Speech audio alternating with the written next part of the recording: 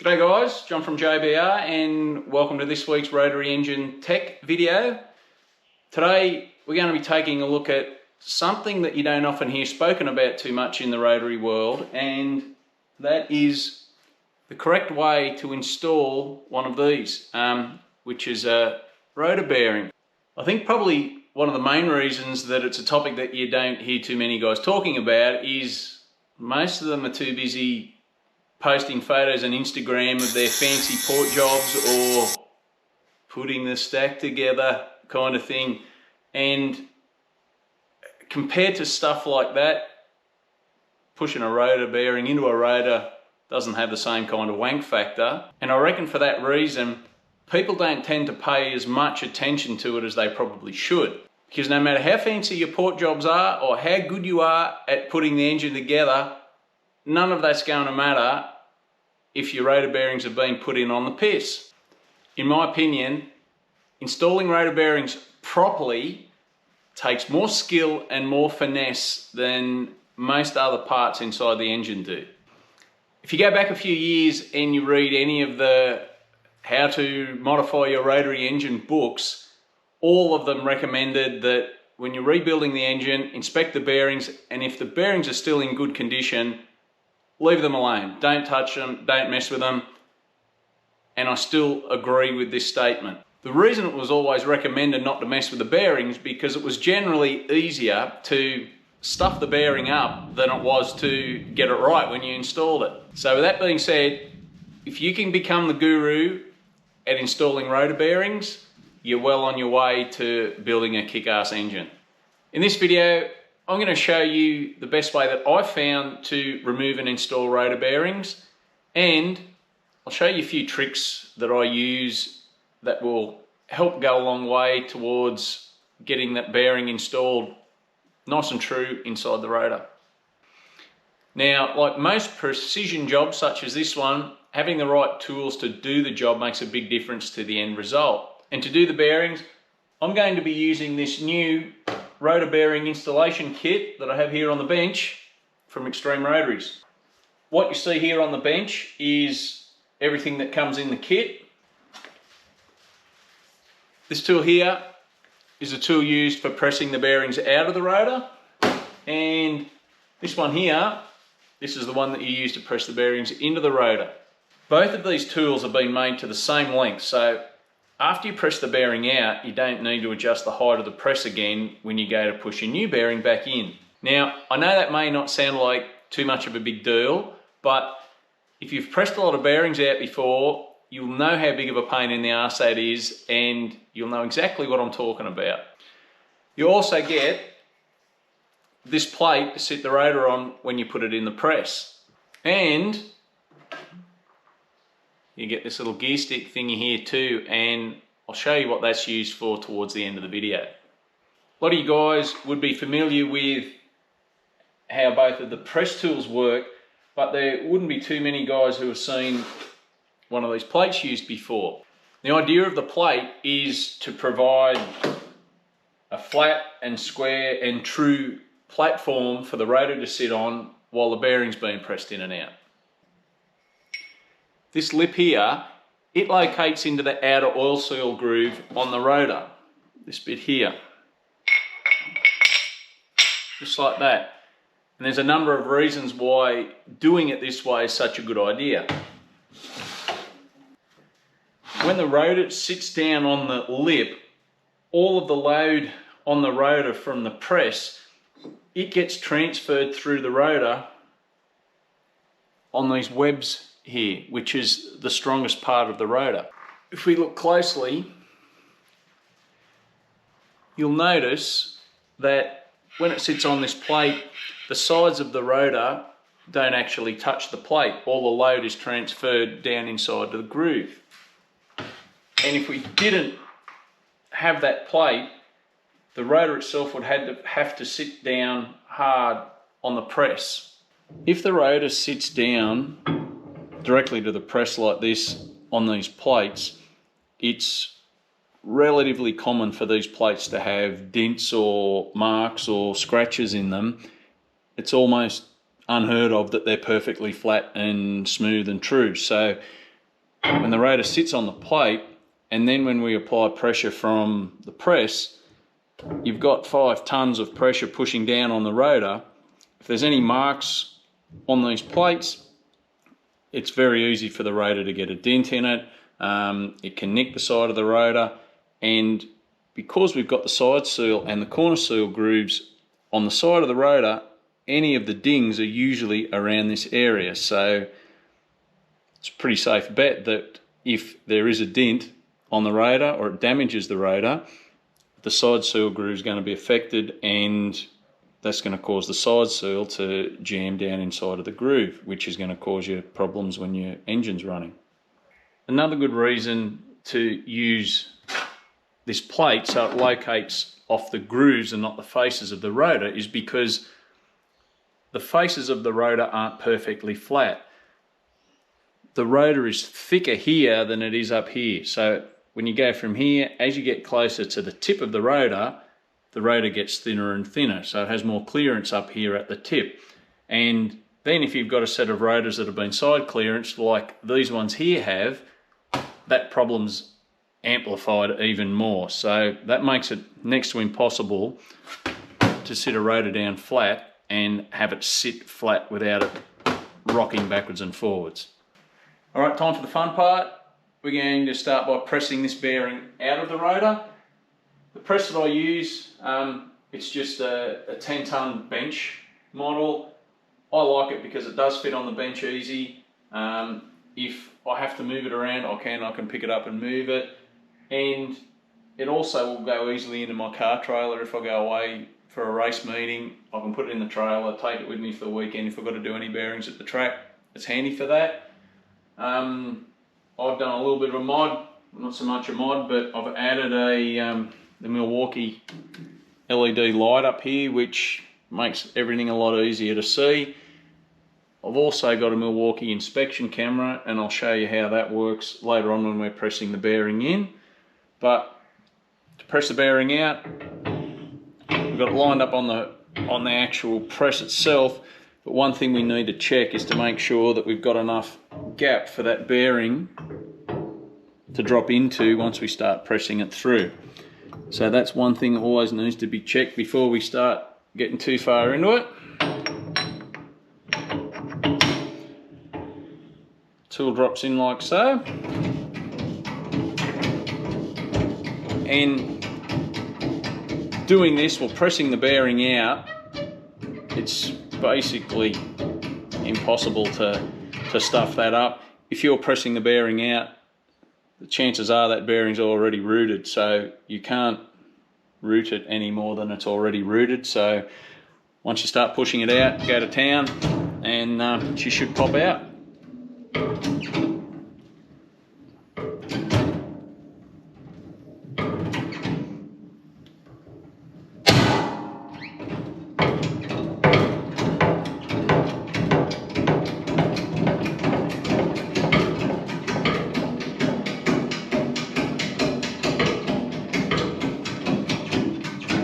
Getting down towards the end, hold on to the tool so the tool doesn't go all the way through. Release the press, and that's that bearing done and out. That's the easy part done. Now we're going to move on to the hard part. For demonstration purposes, I'm going to be reusing this rotor that we just pressed out. Reason being, this rotor that we've been using, it's no good. It's got a dent in one of the combustion faces where some dickhead got a bit too ambitious with his tune-up and destroyed the rotor. So it's kind of pointless putting a new bearing into an old rotor. So we'll continue with this one. Now the reason it is so difficult to put these rotor bearings in is because of this little tab that you can see right here. And what that tab does, it locates into a cutout inside the rotor just here, and that stops the bearing from spinning in the rotor. And the tab itself is only about 5.5 millimeters wide, and the groove in the rotor that it needs to slot into is only about 6.2 millimeters wide, so you've only got 0.35 of a millimeter either side margin for error, which isn't too much. And what goes wrong is if you don't get it perfectly lined up, when it goes into the rotor, this tab, it pushes outwards and you'll get a high spot in the bearing right around here. And because you've only got a few hundredths of a millimeter bearing clearance, if it pushes the bearing out in this area, it closes up your bearing clearance on the crank, and to the point where you've actually got no bearing clearance at all. So that's why making sure this tab is lined up is so important. You only get one shot at it.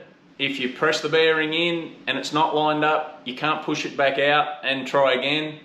If you stuff it up, the bearing's stuffed and you have to start again with a new bearing.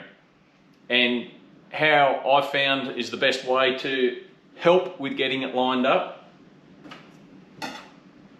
I use a square and a felt tip pen, and I'll scribe a line down either side of the bearing in line with the tab, and that leaves a witness mark along here for me to line up into the groove on the rotor when I go to push it in. Once we have our lines drawn down the side of the tab on the bearing's ready to go into the press tool. The press tool is actually in two parts. You've got this bottom section here that unscrews.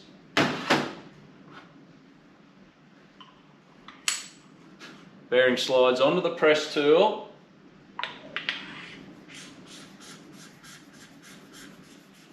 It goes back together like that.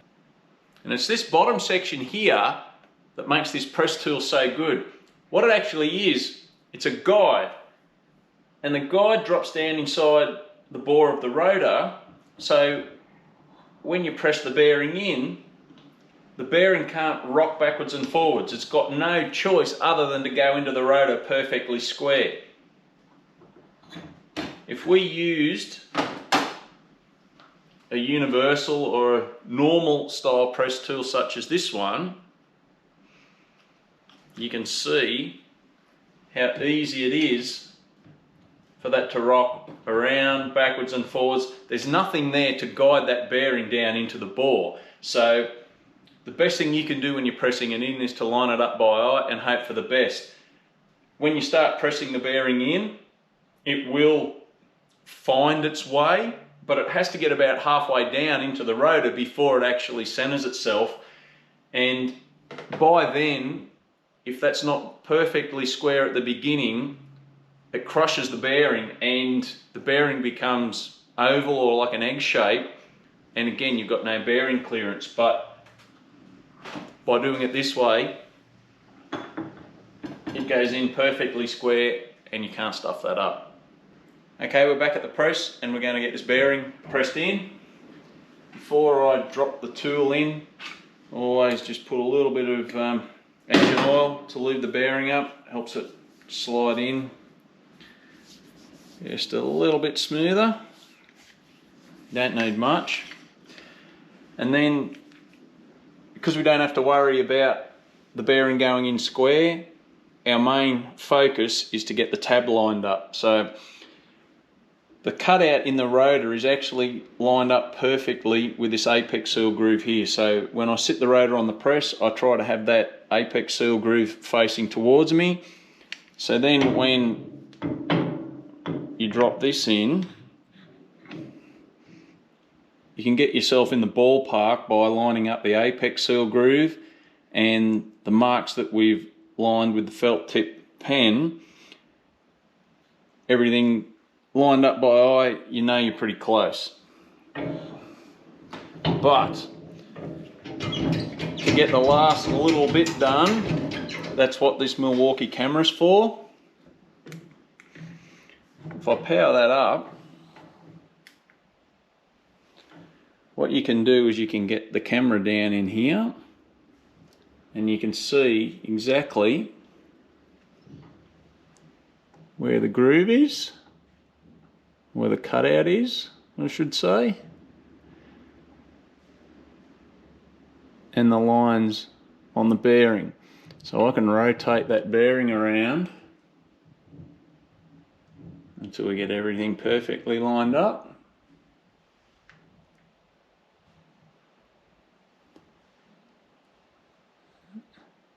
I think we're looking pretty good there. Once you're confident, we'll start pressing it in. And one other thing I do is I'll start pressing the bearing in. I'll go in about 10 mil and I'll just back the press off a little bit. I'll rotate the rotor around a little bit more and continue to press it. The reason I do that is because these presses are fabricated, they're not perfectly square either. So if it isn't pushing dead straight down, by pushing the bearing in a little bit and backing it off, moving it around a bit, pushing it in a little bit more, that compensates for any error in the manufacturing of the press. And I like to get the bearing about halfway in there. When I've done that, I'll have another check again with the inspection camera to make sure we're still on course. If we're not on course, it's not the end of the world, because we have the detachable penis. And you saw this earlier in the video and I said I'd explain what it does. On the bearing tool there's a thread in either side, and that is for screwing the detachable penis in. If the bearing's off course, what you can do, you can steer it back on course by putting some pressure on the tool as you're pressing the bearing down, which I'll show you how that works. So as we start pushing it down, if I start putting side lead on that, it will actually turn the bearing as it's going down into the rotor. It won't turn it a lot, but it's enough to get you back on course if you're not on course when it starts going in. One other thing too, before we go any further, we need to check to make sure there's enough room for the tool to poke through underneath, because the guide will drop down lower than the rotor itself. So that's super important. And then from there, we keep pressing until the tool bottoms out on the rotor, which is now.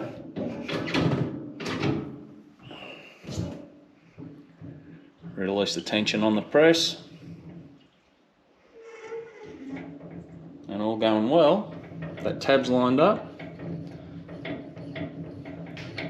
And the bearings perfectly lined up in the rotor.